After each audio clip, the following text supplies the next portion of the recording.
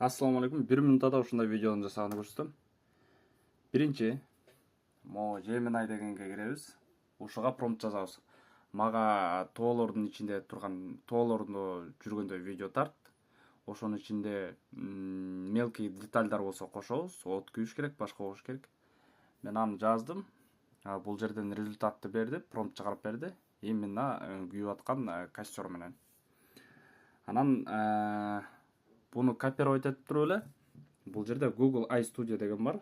Ошого келебиз. Бул жерге ошо көчүргөн нерсебизди коюп туруп форматты тандайбыз. Форматты тандагандан кийин бизге результат берет. Ушундай результатты алабыз. Эгер жасаш керек болсо, башка программага киргизип туруп, звук кошуп коебуз. Болду. Киргизгенге видеобуз даяр.